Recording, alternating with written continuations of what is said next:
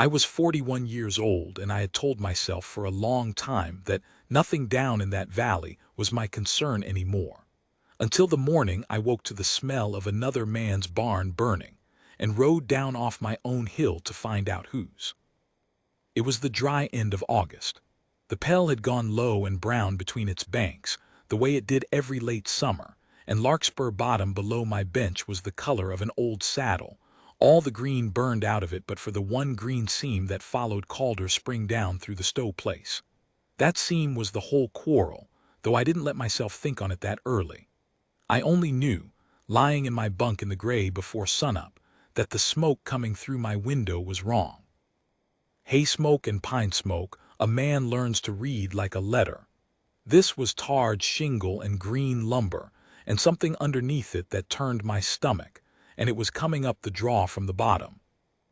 I was dressed and on the gray gelding before I had decided to go. That is the truth of it. I had spent 6 years teaching myself not to go, and my body forgot the lesson in about the time it takes to pull a boot on. The fire was near burned out by the time I came down the wagon road. A barn doesn't burn long when it's old and dry. It goes up like a struck match, and then it's only a black ribcage of timbers with the dawn coming pink behind it. The dairy house still stood, low and sod-roofed, and the spring house stood, and a woman stood in the yard between the two of them with a bucket hanging dead in her hand, and her face turned up to the smoke as if she could read in it who had done this to her. There were 2 children behind her skirts, a boy about 12 with his fists balled, and a small girl with her face hid against the boy's arm. I reined up at the edge of the yard so as not to come at them sudden, and the woman heard the horse and turned, and the first thing I will tell you about Marin Stowe is that she did not look afraid of me. She looked at me the way you'd look at a man you were deciding whether to set the dog on. Soot on her cheekbone and her dark hair half down and her dress scorched at the hem, and her chin up like the burning barn behind her was a thing she had chosen to stand in front of. "If you've come to look," she said, "you've looked, you can ride on." "I came down because I smelled it," I said. "I didn't come to look." "Then you can help carry water or you can ride on. I've no use for the third kind." There was no water worth carrying. The barn was past it, and she knew the barn was past it.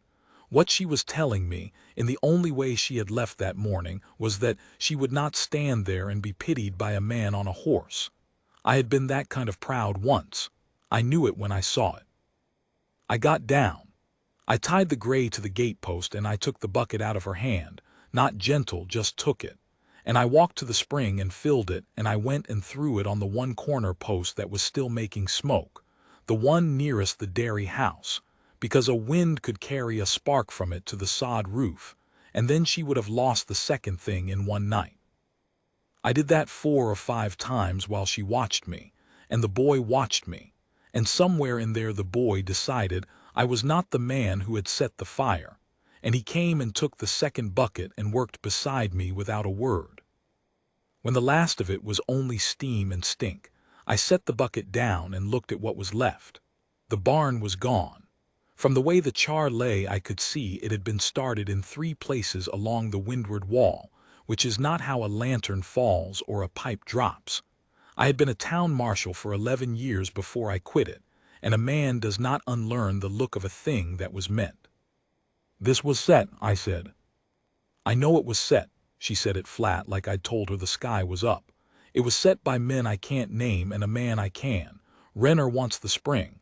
He's wanted it 2 years. He's offered me money for it 3 times, and the last time he didn't bother to make it sound like a kindness." She wiped her face with the back of her wrist and only moved the soot around.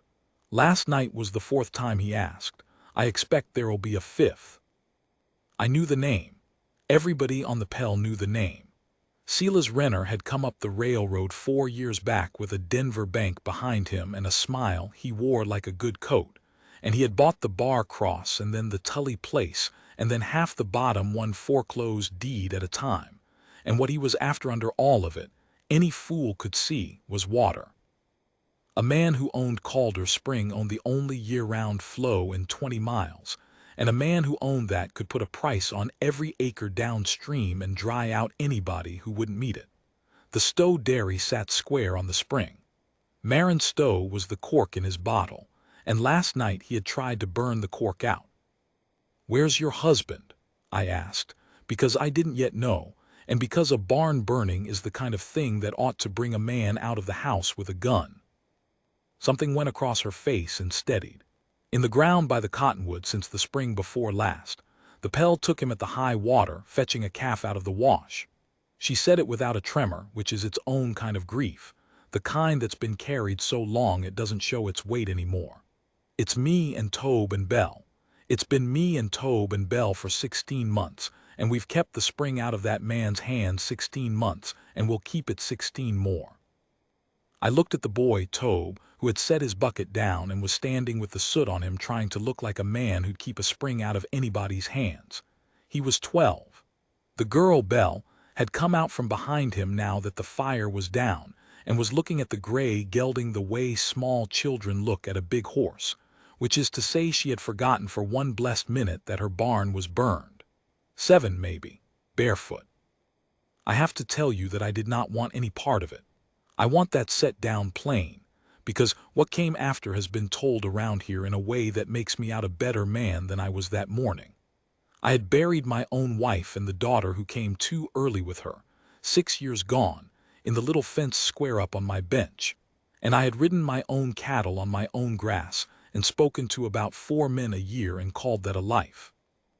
I had quit the badge the same month I dug those 2 graves, because I had learned that you can stand between people and harm for 11 years and still not be standing in the one place that matters on the one night it matters.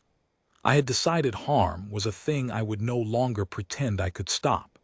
And here was harm, smoking in a yard, with 2 children barefoot in front of it. "He'll be back," I said. "Renner, a man who burns a barn to make a point comes back to see did you take the point. Let him come. With what'll you meet him? You've no barn now, no place to put up your cows against weather. Winter's 11 weeks off and you've a sod roof and 2 children. I wasn't being cruel. I was being a man who could count. Where are your cows now?" "In the upper pasture. They didn't fire the pasture, the grass is too short to carry it." A small bitter thing came into her mouth. "He doesn't want the grass burned. He wants the grass." "Then he'll dry you out next, or worse. You can't watch the spring and milk the cows and keep 2 children and sleep, all 4 at once, alone." I don't know why I said the next thing. I had not planned to say it. I have wondered since whether I planned it somewhere I couldn't see. I've a line cabin on my bench, above the bench pasture, sound roof and a stove in it that I haven't used since I gave up running cattle that high. It's standing empty.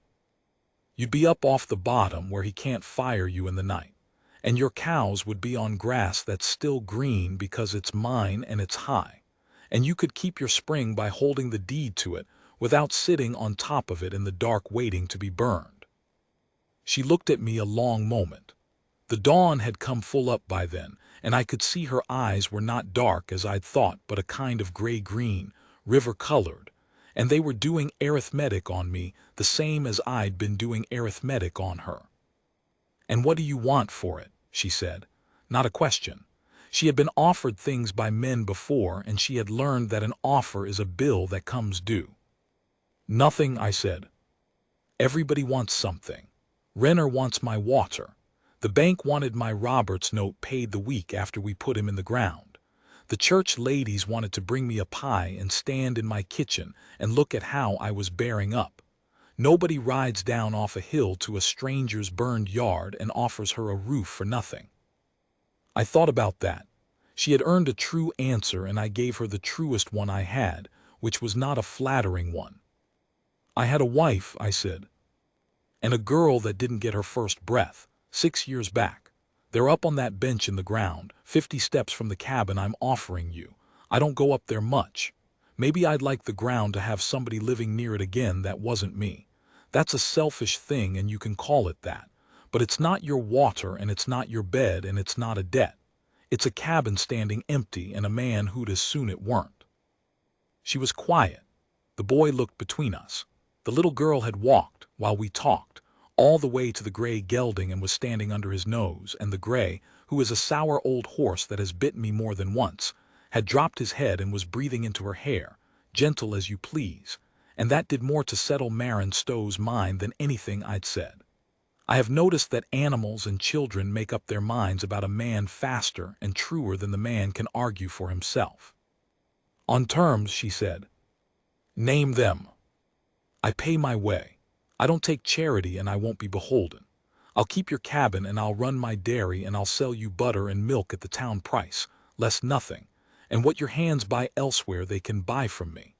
I keep my own deed and my own cows and my own children and my own counsel. And the day this is over, when Renner's done or I'm done, I come back down to my own land and we settle square and shake hands, and that's the end of it. I'll not move up your hill to be anybody's poor relation or anybody's charity case or anybody's. She stopped and chose the word and let it land. Anybody's project. Those are the terms. Those are good terms, I said. I'd not have offered worse ones. Then I'll think on it. Think fast, I said, looking at the sky, which was clean and blue and pitiless and meant another hot, dry day and no rain to keep Renner's men from striking another match. He'll not wait on you to think. She thought about it the length of time it took her to look once at her burned barn, once at her sod roof, and once at her 2 children, the boy still trying to be a man, the girl with her face in a strange horse's mane. And I watched the arithmetic come out where she'd known it would come out before she ever started it. Tobe, she said, get the milk things and the good harness and your sister's shoes. We're moving the cows up the hill. That is how Marin Stowe and her 2 children came to live on my bench, and how I came down off it after 6 years of telling myself the valley was no concern of mine. I did not know that morning that I had just made the only choice of my life I would never once be sorry for. I only knew the barn was ash, and the spring was green, and the woman who owned both had finally decided she could use one more pair of hands, and that the hands could be mine. We were 3 days getting them moved. 3 days is nothing to tell and a long time to do.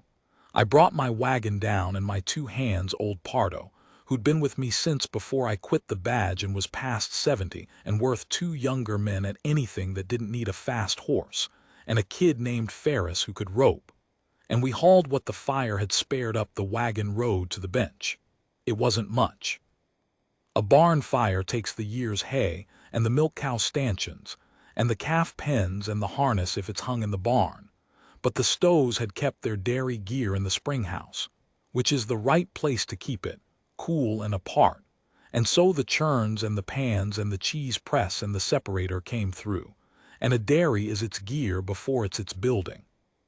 The cows we drove up on the 2nd day, 11 of them, good Durham Cross milkers that Marin named one by one as they went through the gate as if they were people she was introducing me to, which I came to learn was exactly how she thought of them.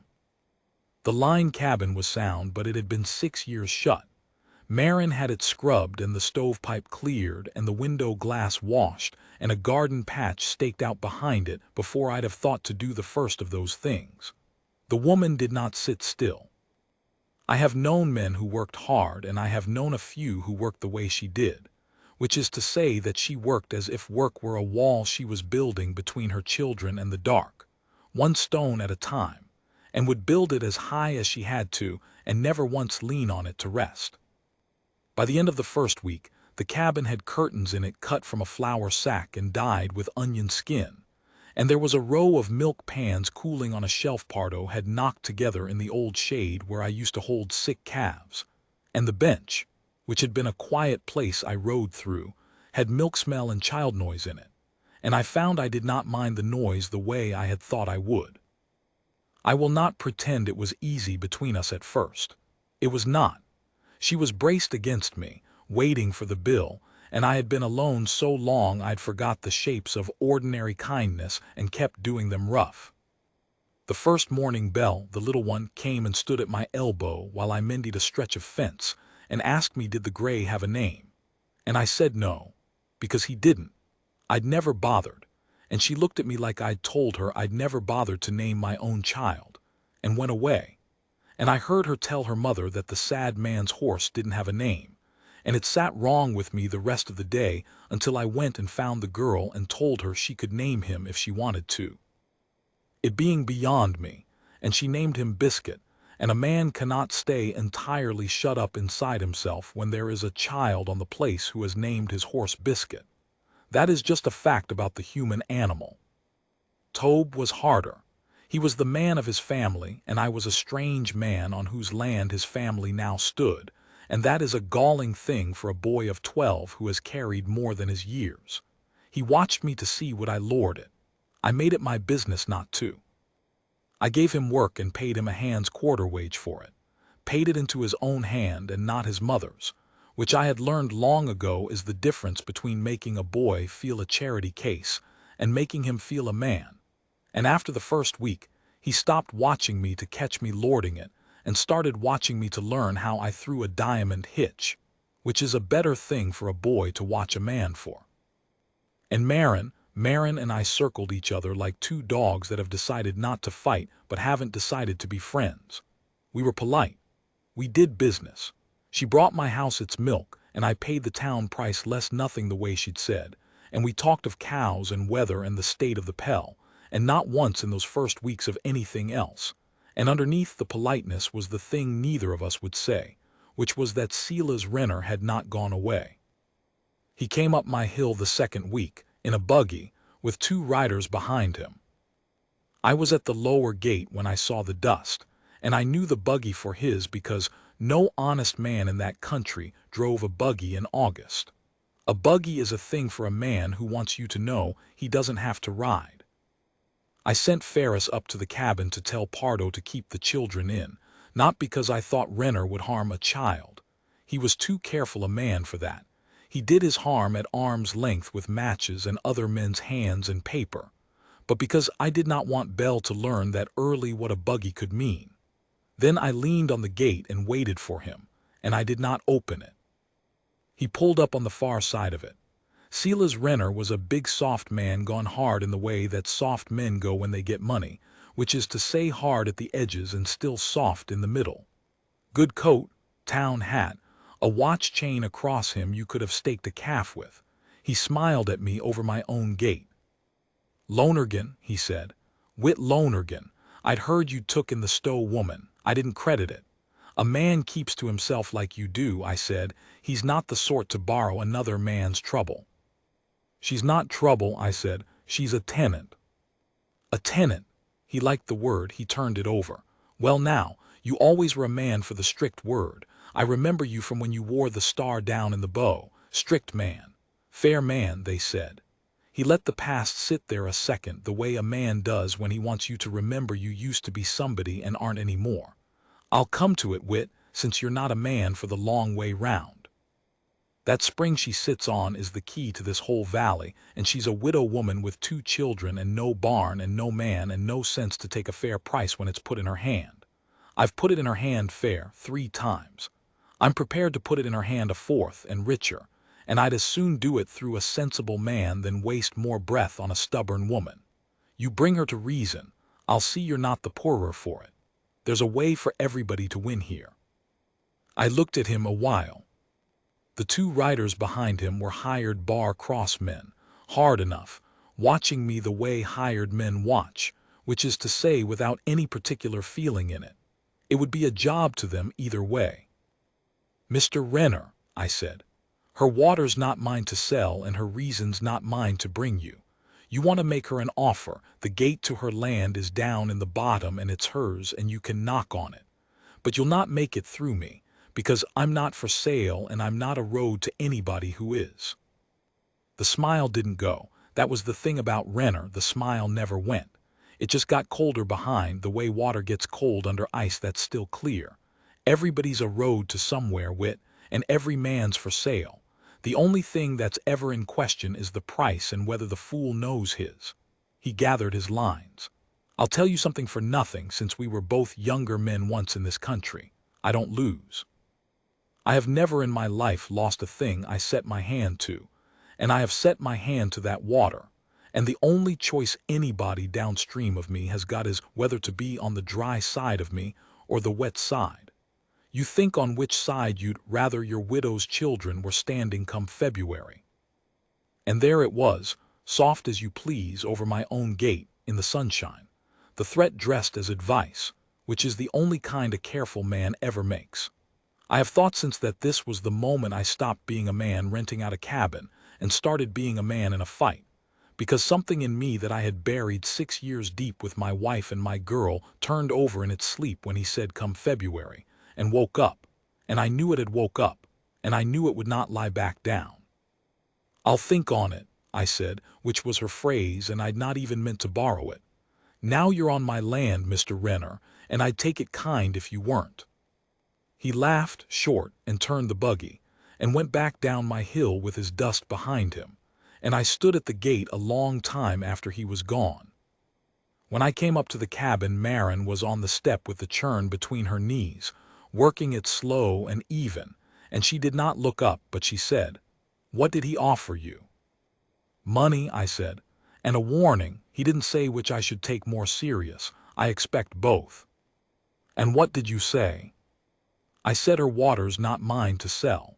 I sat down on the chopping block across from her because my knees had decided to. "And I said I wasn't for sale. And he said every man is, and the only question's the price and whether the fool knows his." The churn stopped. She looked up at me then, and the river-colored eyes had something new in them, not softness exactly, but the first crack in the brace she'd been holding against me, the first hairline of it. "And do you know yours?" she asked. "Your price?" "I used to think I didn't have one," I said. "Then I found out I did, the night 6 years ago, and the price was higher than I could pay, and I paid it anyhow, and I've had nothing worth buying since." I had not meant to say so much. I have noticed that a churn in a quiet evening will pull things out of a man that a whole town with a badge could not.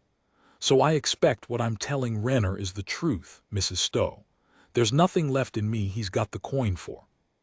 That makes me about the only safe man in this valley for you to be standing behind, and it's pure accident, and you're welcome to it." She looked at me a moment longer. Then she started the churn again, slow and even, and after a while, not looking up, she said, "Marin." "Ma'am." "Name. If we're to be in a fight together against that man, and it sounds like we are, you'd best call me Marin and not Mrs. Stowe, because Mrs. Stowe is a woman whose husband is alive, and he isn't, and I'm tired of being called by a name that's mostly a ghost." The churn went. "And I'll call you Wit. That's the toll on the cabin, starting tonight. Plain names.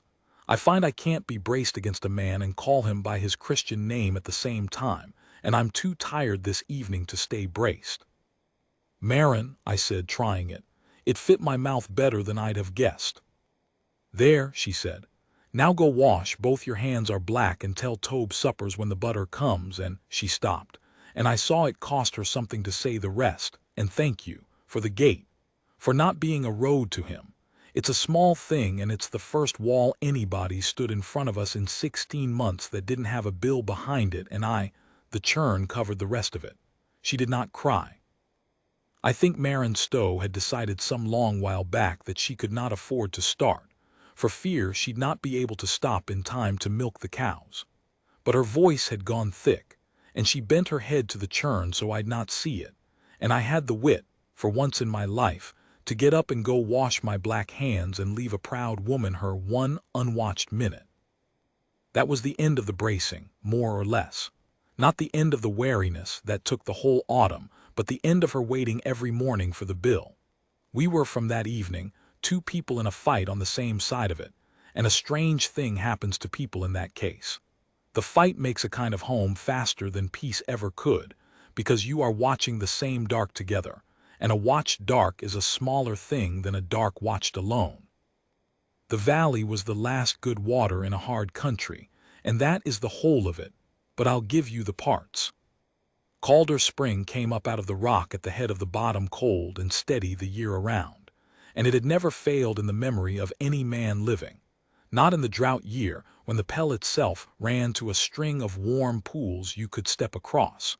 Not in the deep winters when everything else in that country was locked up in ice 3 feet down. Old Calder, dead before my time, had homesteaded the spring and run the ditch that watered the bottom, and when he died the land had broke up and gone to half-dozen families, and Robert Stowe had married Marin back east and brought her out and bought the home quarter with the spring on it, and the rest of the bottom, the Tullys, the Mercers, the widow Aldous, the two Vane brothers, a Mexican family named Sandoval who ran goats up the side draws, all of them watered off Calder Spring by the old ditch, by an arrangement so old nobody had thought to write it down, which was the crack Renner had put his iron bar into. Because here is the thing about an arrangement nobody wrote down. It lasts 100 years on neighborliness, and then it dies in a week when one man with money and a lawyer decides it never existed.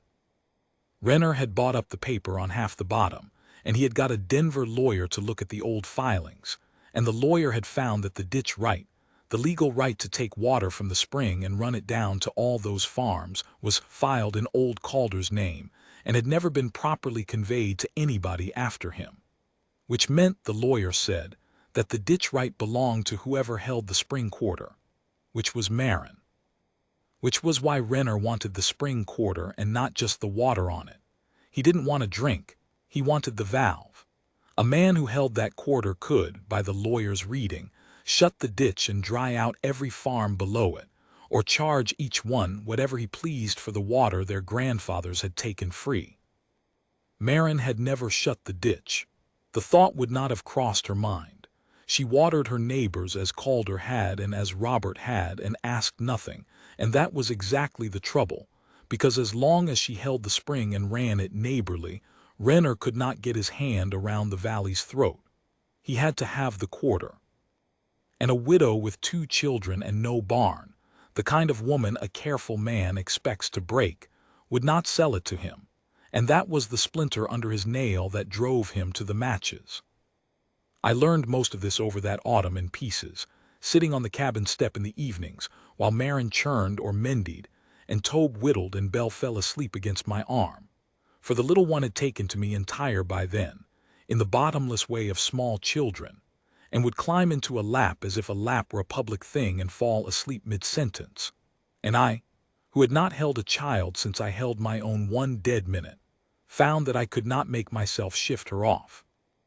Not the first evening she did it nor any evening after.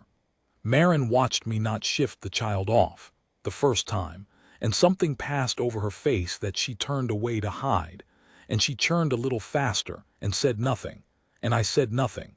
But a thing was understood between us in that quiet that neither of us was ready to say out loud. The seasons turned the way they do in that country, fast at the shoulders and slow in the middle. The dry broke in the 3rd week of September with 3 days of cold rain that greened the bench and put the Pell back between its banks and made the dairy work easier. Because a milk cow in mud is a misery, but a milk cow on washed grass gives like a blessing. Marin's 11 cows became, by a calf bought here and a freshening there, 14, and she sold butter in Cordell's Bow on Saturdays off the back of my wagon. I drove her in, the 4 of us, every Saturday that fall and waited while she sold, and it became the shape of the week, the going in and the coming home, and her butter got a name in the Bow for being the sweetest on the river, which it was.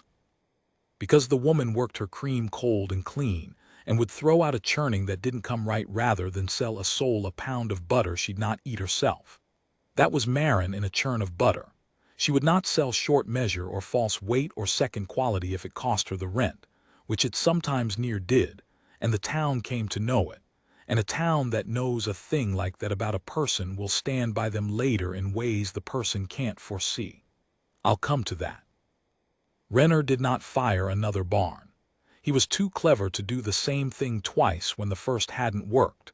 A man learns nothing from a tactic he repeats. Instead he began to squeeze, in the quiet legal way of a careful man, and the squeezing was worse than the fire because you could not throw water on it. First the sheriff in Cordell's Bow, a heavy slow man named Dewey Coombs who had got his job by not troubling anybody who mattered, served Marin a paper saying the spring quarter's taxes stood 3 years in arrears and must be paid by the 1st of December, or the land would go to the block. This was a lie of the careful kind.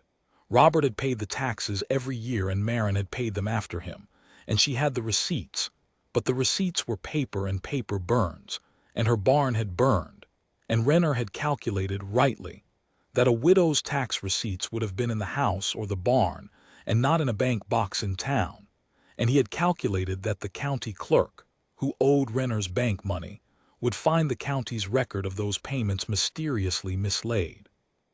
So the lie had a kind of armor on it.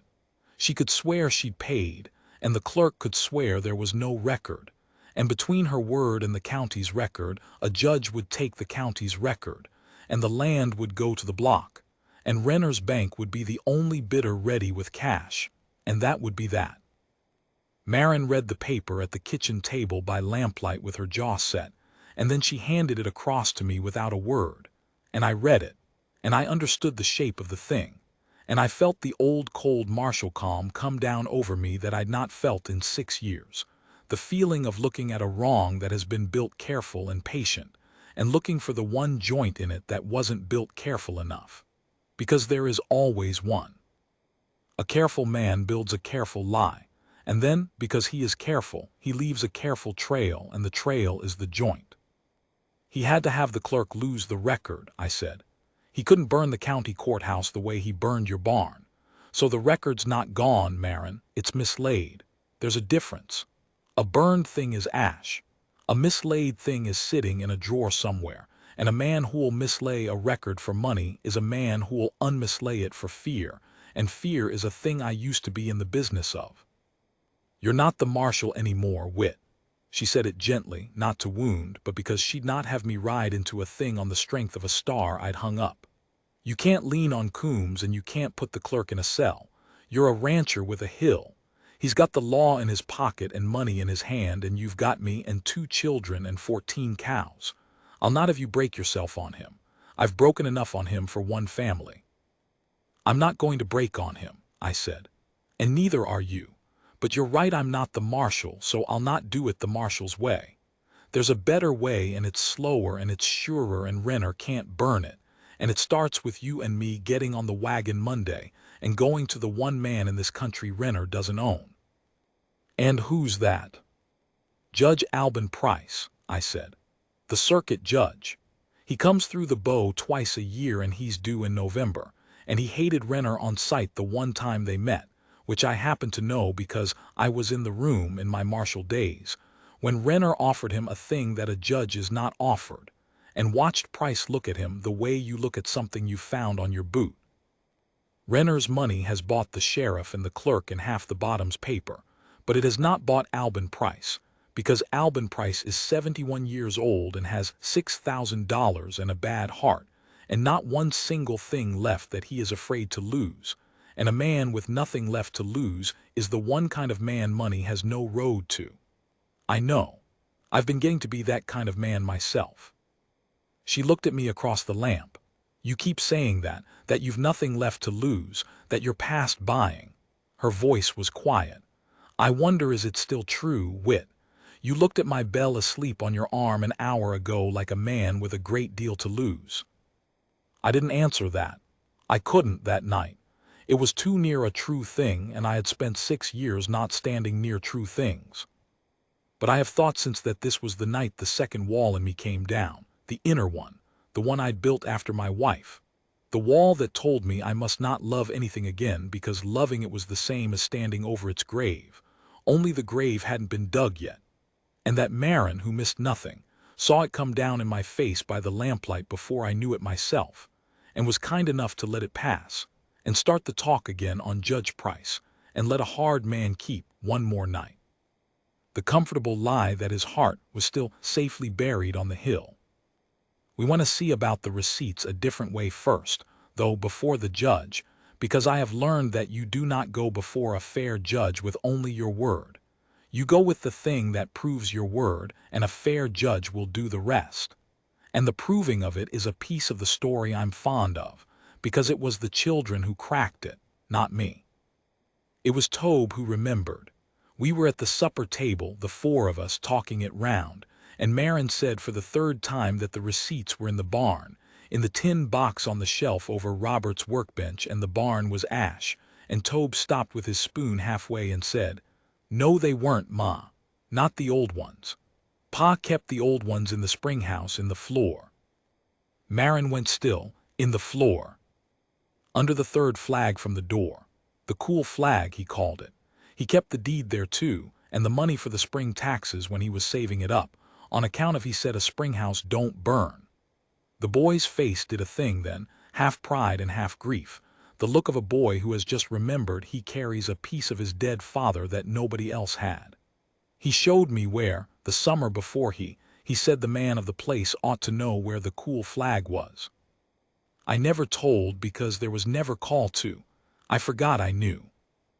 We went out to the spring house with the lantern, the four of us that night, and Tobe counted the third flag from the door, the cool one, and I pried it up with the churn dasher's iron, and under it in the packed cool earth was an oilcloth bundle, and in the oilcloth was the deed to the spring quarter in Robert Stowe's name and Marin's, and the original Calder ditch filing that Renner's lawyer had said was never conveyed plain as day, in Robert's careful hand, with the old recorder's stamp on it. And a fold of receipts going back 9 years, every tax payment on the quarter, county stamped in a row, the last one dated the March before Robert drowned, and below them, in Marin's own hand, the 2 years since. I have stood over a few fines in my life with a star on my chest, and I will tell you that none of them ever lifted my heart the way that oilcloth bundle did, prized up out of a spring-house floor by a 12-year-old boy who'd carried the secret of it for 16 months and forgot he carried it. Because it meant Renner's whole careful lie about the taxes had a hole in the bottom of it you could drive the wagon through. The county record was mislaid. Fine. Here was the taxpayer's stamped receipt for every year, and a stamped receipt is the county admitting it took the money, and no mislaid ledger in the world stands against 9 stamped receipts in a row. And the ditch right Renner's lawyer had built his whole grab on never conveyed, he'd said. Here was the conveyance, recorded and stamped, that the same mislaid ledger trick had hidden. Marin held the deed and the receipts in her 2 hands, and she did not cry. I told you she'd decided long ago she could not afford to start. But she sat down on the spring-house step in the lantern light, and she shook once all over. The way a person shakes when a weight they have carried so long they forgot it was a weight is suddenly lifted. And Tobe stood over her not knowing what he'd done, and I put my hand on the boy's shoulder and said, "Son, you just won it. You hear me? Whatever comes, remember it was you found the thing that won it. Because a boy ought to be told that plain, in the hour he does it, and not left to wonder." "Is it over then?" Belle asked, who understood nothing of receipts and ditch rights but understood her mother's shaking shoulders. "Is the bad man gone?" "Not yet, little bit," I said, "but we just took his teeth. He'll bite a while on his gums. That's the worst part, when a thing like him knows he's beat and won't lie down, but we took his teeth tonight." Continuing. I was right that he'd bite on his gums, and I was righter than I knew, because a careful man, when his careful lie fails, does not always stay careful. Sometimes the failing is the thing that makes him careless at last, and a careless Renner was more dangerous for that one stretch than the careful one had ever been, the way a wounded thing is more dangerous than a whole one. The forged lien came next, and the first snow, and the night I nearly lost the whole of what I just let myself start to love, and I'll tell it the way it happened. The forgery was Renner's last careful move before he gave up careful. When the tax sale fell through, and it fell through quiet, the clerk's mislaid ledger suddenly found the week our Denver letter went out asking the state land office for the duplicate stamps. Funny how that works. Renner brought a new paper, and this one was meant to take the quarter without a sale at all. It was a lien. It said that Robert Stowe, the spring before he drowned, had borrowed $1,100 against the spring quarter from a Cordellsbow money lender named Hatch, who had since sold the note to Renner's bank, and that the note was 2 years in default, and that the bank was therefore foreclosing on the quarter, and that Marin must quit it by the new year. It was a good forgery, I'll give the devil that.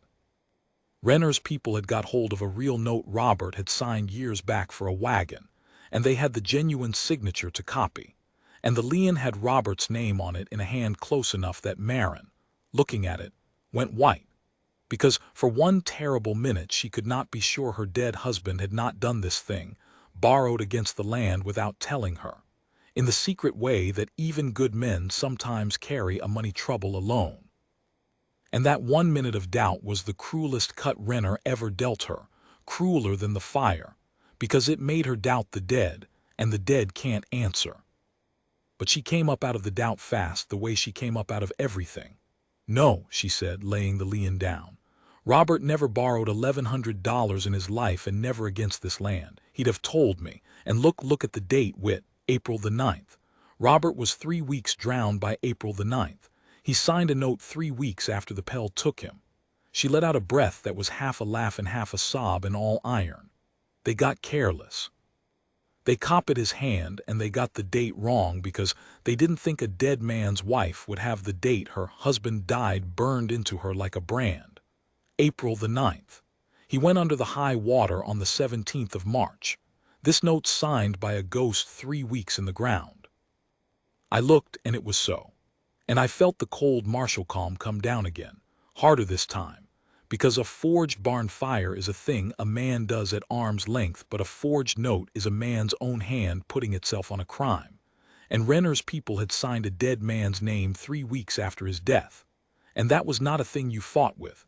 That was a thing you took to Alban Price in November, and watched the law that Renner thought he owned turn around in his hand like a snake. So we had it by the first week of November. The deed, the conveyance, 9 years of stamped receipts, and a forged lien dated 3 weeks into a dead man's grave.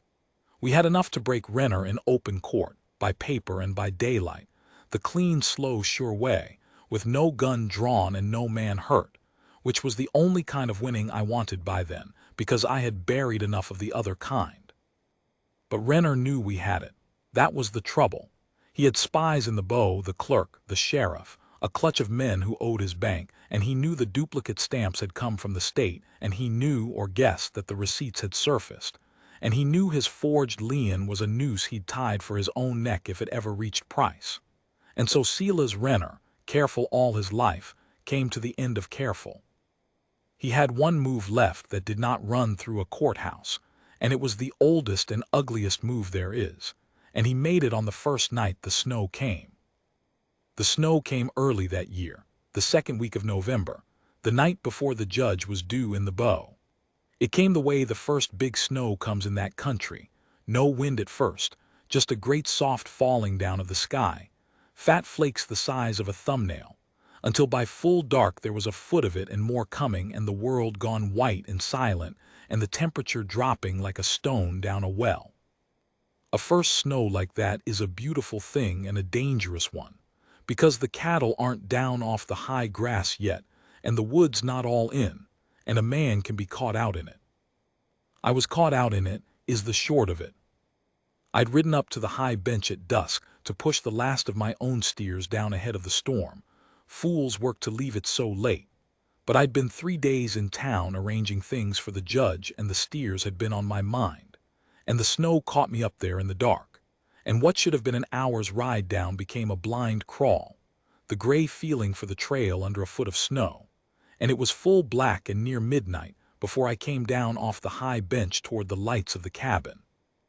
Half froze and the gray played out, and saw that there were too many lights. There should have been one window lit, low, banked for the night. There were torches. There were 3, 4 torches moving in the snowdark down by the spring house, and a horse stamping. And as I came down the last of the slope into earshot, I heard Marin's voice, high and hard and unafraid, and a man's voice answering. And I knew the man's voice, and it was not Renner. Renner never did his own work. It was the bar cross foreman, a flat-eyed man named Quint Asher, who did the work Renner's money didn't want its own hands on. What they were doing was this. Renner had sent them up in the snow. On the one night a man could be caught out and a fire could be called an accident to burn the spring house. Not the barn this time, the spring house. Because Renner had reasoned, in his careless end, that if the receipts and the deed and the conveyance had come out of the spring house floor, then the spring house floor was where Marin kept her papers, and a spring house can burn after all if you bring enough coal, oil, and pile enough dry tinder in it. And if the spring house burned with the papers in it, then we would walk into Alban Price's court the next morning with nothing in our hands but our word against the county's mislaid ledger. And a dead man's wife's word is not enough, and Renner knew it. He had given up taking the quarter by law. He had come back on the last night to taking the proof by fire, and to taking it while Marin and the children were in the cabin 50 steps off, in a foot of snow, miles from any help, in the black middle of a storm where a scream goes nowhere. But the papers were not in the spring house floor anymore. I had them.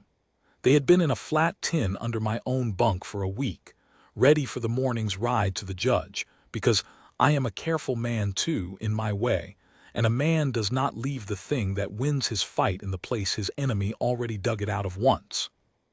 Quint Asher and his torches had come to burn an empty hole in the ground, and they did not know it, and the only people who could tell them were a woman and a boy standing in the cabin door in the snow with a single-barrel goose gun, refusing to. I came down on them out of the snowdark off the high side, where they weren't watching, because no one comes off the high bench in a storm, and the gray, played out as he was, found me the last 100 yards quiet as I asked him. I came in behind the spring house off my horse, and I had my own rifle, and I want to tell you plain what I did and did not do, because this is the part of the story the bow tells wrong. And I'd have it told right. I did not shoot anybody. I had decided, somewhere up on that black bench feeling for the trail, that I was done forever with the kind of winning that leaves a man in the snow. I came in behind Asher's men in the torchlight, and I levered around into the chamber, which is a sound that every man who has lived hard in that country knows in his spine, a sound that carries through snow and through fear and through a man's own held breath. And I said, out of the dark where they couldn't see how many of me there were, Asher, there's a foot of snow and 4 of you holding torches in the light and 1 of me in the dark, and I was 11 years a marshal. Do the sum. And the sum did itself. 4 men with their hands full of fire, lit up like targets against the white, against a voice in the black dark that might be 1 man or might be 10, that knew the foreman's name, that had levered around and not fired it, which told them, if they had the wit to hear it, that the man in the dark would rather not, but would. A man holding a torch in the snow is a man who has already decided he is not going to die for Silas Renner's wages, if he is given 1/2 second to decide it, and I gave them the 1/2 second, and I gave them the open downhill trail behind them, and I did not crowd them, because a cornered man fights and a man left a door will use it. Drop the torches in the snow, I said. Walk to your horses. Ride down to the bottom and keep going to the bow and tell Renner the papers he came to burn are already with Judge Price and have been since Tuesday, which was a lie. They were under my bunk, but a lie is a fair weapon against arson, and that the law he thinks he bought is going to be sitting on a bench in the morning looking at a note your boss forged in a dead man's name 3 weeks after the man drowned. Tell him that. Then I'd keep riding, was I you. A man who will send you up a mountain in a blizzard to burn a widow out is a man who will let you hang for it alone, and you know it, Quint, you've always known it. Drop the fire. There was a long moment, snow falling through torchlight. Marin in the cabin door behind me and to the side, the goose gun steady on the nearest man, Tobe beside her white as the snow with his father's old pistol that I doubt was even loaded, the 2 of them having held that door for I don't know how long before I came, and I have never in my life been prouder of 2 people than I was of that woman, and that boy holding a door against 4 men with a goose gun and a doubtful pistol, and refusing to tell them the papers were gone. Then Quint Asher dropped his torch in the snow, where it hissed and died, and the others dropped theirs after, and they walked to their horses with their hands where I could see them, and they rode down off my hill into the storm, and they did not come back, and Quint Asher, I'll say this for him, rode straight on through the bow and out of the country and was never seen on the Pell again, having decided, I expect, somewhere on that cold ride down, that he was not going to hang alone for Silas Renner, which was the soundest decision he ever made. When the last of them was gone into the snow, I came into the torchlight and Marin lowered the goose gun and we stood there, the two of us, in the falling snow with the dead torches hissing out around us. And she looked at me, and I looked at her, and neither of us said a word for a moment. And then she crossed the snow between us and put her face against my coat, just for a moment, just the once, her hands fisted in the front of it, and I put my arms around her and the goose gun both and held her. In the snow with the children watching from the door, and that was the first time either of us had said the thing out loud, and we said it without a single word, and then she stepped back and wiped her face and said, "You're froze through, you fool, you came off the high bench in this," and got me inside to the stove, and that was that, and it was everything. Judge Albin Price held his court in the long room over the Mercantile in Cordell's Bow, because the Bow had never built itself a proper courthouse, and that long room over the Mercantile is where the whole thing ended, 2 days after the snow, when the trails had broke open enough for a wagon to get to town. It got to town. We all got to town. And that is the part Renner had not figured, the careful man, in all his figuring. He had figured the law and the clerk and the sheriff and the bank and the forged hand and the fire, and he had not figured the road into the Bow on the morning of the judging, which was full of wagons. They came down out of the bottom. The people Marin had watered off Calder Spring all those years and never charged a dime. The people she'd sold sweet butter at honest weight when she could have skimmed them, and they'd never have known. The Tullys came, and the Mercers, and the widow Aldous in her dead husband's coat, and the 2 Vane brothers, and the Sandovals with their goats left in the care of a cousin, the whole family in the wagon bed, and a dozen more from up and down the Pell who had no stake in Calder Spring at all, but had bought a pound of that butter on a Saturday and heard, the way a country hears things, that Silas Renner had sent men up a mountain in a blizzard to burn a widow's spring house with her children 50 steps off, and had decided, each of them in their own kitchen, that whatever else they were too small to do anything about in this hard world, they were not too small to drive a wagon to the Bow and sit in a long room and be counted on the right side of that. A town that knows a thing about a person stands by them later in ways the person can't foresee. I told you I'd come to it. This was it. Marin had spent 2 years thinking she stood alone with 2 children and 14 cows against a man who owned the law. And the morning of the judging she walked up the stairs to that long room and turned around at the top and saw it full, every bench, every wall, the whole valley packed and standing because the benches gave out. Every soul she'd ever done a plain, honest turn for come to stand in the room while she got her plain, honest due. And she stopped on the top stair, and her hand found mine. And she did not cry, I have told you about her in crying, but she gripped my hand so hard the bones moved, and she said, "Lo, I didn't know. Wit, I didn't know there were so many. I thought it was just us." "It was never just you," I said. "You just couldn't see them from down in the dark. Nobody can. That's the worst lie the dark tells. Come on. The judge is waiting and you've got a man to beat." Albin Price was 71 years old and looked 100, and had eyes like a hawk that had decided it was still hungry. He sat at the Mercantile's long table with the territory seal in front of him and Renner's Denver lawyer on one side, all broadcloth and confidence, and Marin on the other side with me beside her and a flat tin box on the table in front of her, and Renner himself in the second row in his good coat, with his watch chain and his cold, clear smile that never went, and behind and around and above us all, the valley, standing, silent, watching. I'll not give you the whole of it, the lawyer's long words and the back and forth, because a man telling a story ought to know which parts a listener wants, and the listener does not want the lawyer's long words. I'll give you the turns. The lawyer stood up and made his case smooth as cream. The unpaid taxes, the county's record showing no payment, the lien Robert Stowe had signed against the quarter, the default, the bank's clean right to foreclose, all of it sad but all of it law. And a sad law is still the law, your honor, and the widow's hardships while they move us all, cannot unmake a signed note or pay a tax that records show was never paid. He sat down. He was good. If you'd known nothing you'd have thought Marin, a sad, foolish woman, about to lose a place she couldn't keep.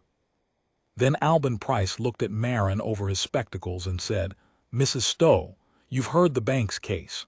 The records say you didn't pay your taxes. Did you pay your taxes?" "I did, Your Honor, every year, and my husband before me every year before that. And I can prove it, which the bank is hopping I can't, because the bank's whole case stands on the county having mislaid the proof." And she opened the flat tin box and laid out the 9 stamped county receipts in a row down the table, 9 years of them, each with the county's own seal pressed into it. And she said, "The county may have mislaid its ledger, Your Honor, but here is the county's own stamp on the county's own receipts saying it took my money every year for 9 years. I'd ask the bank's lawyer to find me the year that's missing." There was no year missing. Price went down the row with one bony finger, year by year. And at the end he looked up at Renner's lawyer and said, "Well, which year did she not pay?" And the lawyer, who had not known about the receipts, who had been told the proof was burned, and then told it was mislaid and had built his smooth case on its being gone, opened his mouth and shut it, and the long room made a low sound, the sound a crowd makes when it sees the first board pulled out of a wall. "Strike the tax matter," said Alban Price. "It's a lie and a clumsy one, and I'll have a word with the county clerk before I leave this town that he'll remember in his sleep. Now, the lien. The bank says the late Mr. Stowe borrowed $1,100 against this quarter and defaulted. Mrs. Stowe, my husband never borrowed against this land in his life, Your Honor.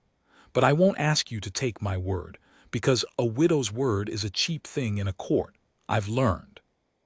She laid the forged lien on the table, and beside it she laid the genuine old wagon note Robert had signed years back, the one Renner's forgers had copied from, which I had got hold of through a friend in the Bow who held it, and beside both she laid a thing she'd written out plain, the date of the lien, April the 9th, and the date of her husband's death, the 17th of March, 3 weeks before. "The bank says my husband signed this note on April the 9th. My husband drowned in the Pell on the 17th of March, fetching a calf out of the high water. There were 40 people at his burying. The church has the date, the Bow has the date, that cottonwood on my place has the date cut in it where I cut it. My husband was 3 weeks dead and buried when the bank says he sat down and signed away our land. I'd ask the bank to explain how a dead man holds a pen." The long room did not make a low sound that time. It made no sound at all, the worst sound a crowd can make, the held-breath silence of people watching a thing they will tell their grandchildren about. And into that silence, Alban Price picked up the forged lien and held it up to the window light and looked at it a long time. And then he looked over the top of it, not at the lawyer, but past the lawyer, at Silas Renner in the second row in his good coat with his cold, clear smile. And he held the smile in his hawk eyes for a long moment. And then he said, in a voice you could have heard in the street, "Mr. Renner, your bank has brought into my court a note that purports to have been signed by a man 3 weeks in his grave. That is not a bad debt, sir. That is a forgery, and the forging of a dead man's name to steal his widow's land is a felony in this territory. And I have been a judge in it for 30 years, and I have rarely in all that time seen an uglier one, nor one done by a man with so much money that he might have simply let the poor woman alone. Have you anything to say?" And here is the thing about Silas Renner, the thing I have turned over many times since, because I was watching his face when the trap shut and I saw the exact moment. The smile did not go. I told you about the smile, that it never went, that it only got colder behind like water under clear ice. The smile did not go even then. But behind it, for one instant, I saw the ice itself crack. I saw the careful man understand all at once that he had finally met the one thing his money had no road to, not a braver man, not a faster gun, but an old judge with a bad heart and nothing left to fear, and a stack of paper that told a true thing in a language no money could untell. And I saw him understand that it was over, not the spring, not the valley, but Silas Renner himself, the whole long, smooth career of taking. Broke against a row of receipts, and a date cut in a cottonwood by a woman he'd thought too small to fight. He stood up. He buttoned his good coat. He said, I'll answer in front of my own lawyer, Your Honor, and not on the strength of a countrywoman's theatricals," which was a brave thing to say and meant nothing. And Alban Price looked at him the way you look at something on your boot, the very look I'd watched him give Renner years before, and said, "You'll answer in front of a territorial grand jury, Mr. Renner, which I am binding you over to today, on a charge of forgery and another of arson.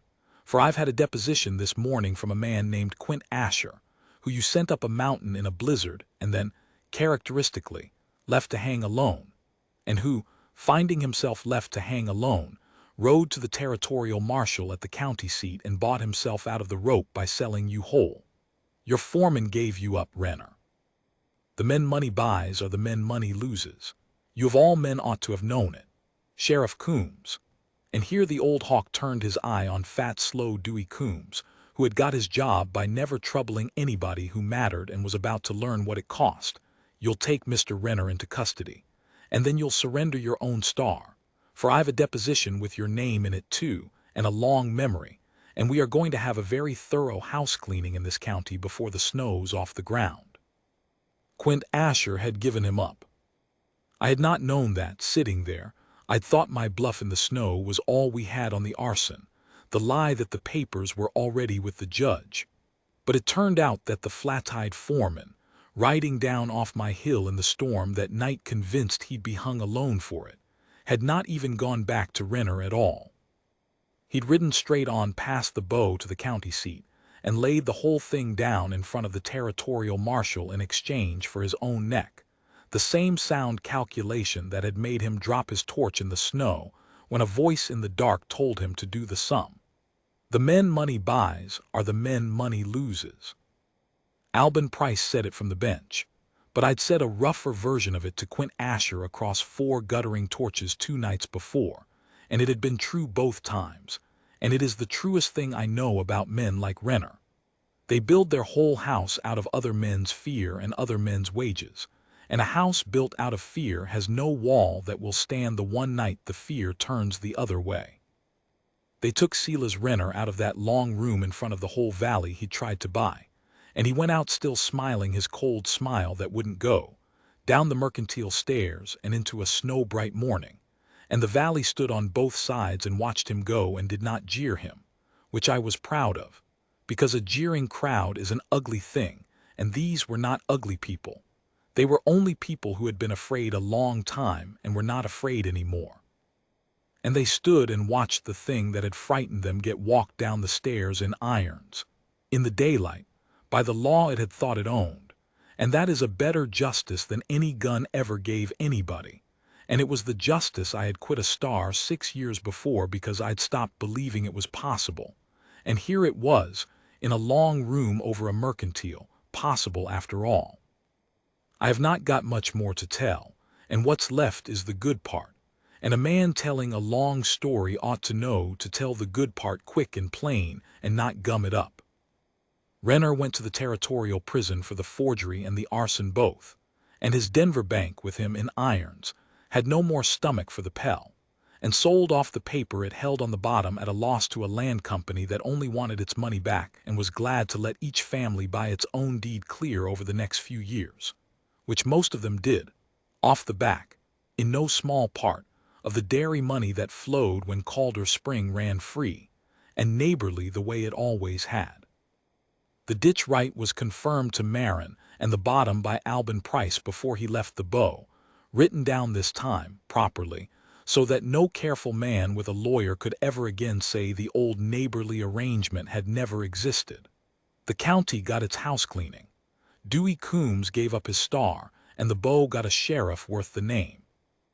It was, all told, the cleanest end to a hard thing that I ever had a hand in, and the cleanness of it, the no gun, no grave, no blood of it, is the thing I am proudest of in a long life, prouder than of anything I ever did with the star on. Marin and the children went back down the hill that spring to the bottom to her own land, the way she'd said she would the first morning, on terms. She had said the day it was over she'd come back down and we'd settle square and shake hands and that would be the end of it. And we did go down the hill, but we did not shake hands and end it. I'll tell you how that went, because it's the last thing and the best. We rebuilt her barn first, that spring, the whole valley turning out for the raising the way a valley does. The Tullys and the Mercers and the Vanes and the Sanduvals and a dozen more. The same wagons that had filled the bow now filling Marin's yard with sawhorses and dinner and the sound of hammers. And the new barn went up in 3 days bigger and better than the burned one. And somewhere in the middle of the third day, with the ridgepole going up and Bell handing nails and Tobe up on the high beam like he'd been born on it, Marin came and stood beside me where I was squaring a sill and said, not looking at me, the way she said the important things, "You were going to settle square and shake hands and ride back up your hill. That was the deal." "It was," I said. "I find I don't want to shake your hand, Whit Lonergan." "No. No." And then she did look at me, the river-colored eyes straight on, and Marin Stowe, who set her own price and named her own terms and took charity from no man and was beholden to no one, said the thing plain, because she was a woman who said things plain. "I want you to stop renting me a hill and marry me on it. I want my children to have a man on the place who names a horse Biscuit because a small girl asked him to, and stands in a door in a blizzard with a levered rifle and won't shoot, who won't be bought and won't be frightened, and came down off a hill he'd been hiding on for 6 years because he smelled somebody else's barn burning. I've been alone 2 years and I could go on alone. I want you to know that. I'm not asking because I can't stand by myself. I've proved I can stand by myself. I'm asking because I'd rather not. There's a difference, and a man like you knows the difference, and I'd have you know which one I mean. Those are the terms. Will you meet them?" I set down the square. I had spent 6 years on a hill telling myself my heart was buried 50 steps from a line cabin, and that I must never love a thing again, because to love it was to dig its grave ahead of time. And I had come down off that hill one August morning because I smelled smoke. And the smoke had led me, by a road I never saw coming, to a burned yard and a proud woman and 2 children and 14 cows, and a fight worth being in, and a whole valley I'd forgot I belonged to. And here at the end of it was the woman standing in a half-raised barn asking me to stop hiding and come the rest of the way down the hill, on her terms, plain in the daylight, with the hammers going. "I'll meet them," I said. "I had a price all along, Marin. Renner was right about that, the one true thing he ever said. Every man's got a price. Mine just wasn't money. Mine was this. You and these 2 and a barn full of neighbors and a thing worth standing in front of. I didn't know I had it for sale. I'd have given it away for free had anybody asked these 6 years, but nobody asked till you. We were married that June in the bottom, by the new barn, by a circuit preacher with the whole valley there, and the Pell running full and green between its banks and Calder Spring coming up cold and steady out of the rock the way it always had and always would. Belle carried flowers and fell asleep before the dancing the way she fell asleep at everything. Tobe stood up beside me as my man, 12 going on 1200, the boy who'd found the deed in the cool flag of the springhouse floor and won the whole thing and been told so plain in the hour he did it. And Marin stood up in a dress that was not flour sack for once and took my hand, and did not even then cry, because she decided long ago she could not afford to start, but she leaned in at the end when it was done and said in my ear, low so only I heard it, "There. Now I've got something to lose again, and so have you. And isn't it a fearful, wonderful thing, Whit, to have something to lose?" And it was. It is. It is the most fearful, wonderful thing there is, and I had run from it 6 years, and I will be grateful to my last hour that a barn burned and the wind blew the smoke up my jaw and my body got on a horse before my mind could stop it. I am an old man now, telling this by a stove, and the bench up on the hill has more graves on it than it did, but it has had more living near it too, all these years, more child noise and milk smell and the sound of a woman working a churn slow, and even on a summer evening. And the gray gelding named Biscuit is long gone to grass, but there have been other horses and Belle named every one of them, grown woman that she is now with children of her own who name horses. And Tobe runs the bottom and the dairy, and the spring runs free and neighborly as it ever did and always will. And Marin is here yet, gray as I am and straight as ever, churning slow and even in the next room as I tell this. And she has never once, in all these years, taken charity from any man or been beholden to anyone or failed to set her own price and name her own terms. And she has never once been sorry she asked a hard-hiding man to come the rest of the way down his hill. And neither, not for one single hour of one single day, have I. That is the whole of it. A barn burned and I smelled the smoke and I went down. Everything good I have because I went down. If you are a man sitting on a hill telling yourself the valley below is no concern of yours, telling yourself you've nothing left to lose and so nothing left worth the losing, I have just one thing to say to you, and it is the truest thing this old man knows, and then I'll be done. Go down, whatever it is, whatever's burning, go down the hill. You have no idea what's waiting in the smoke.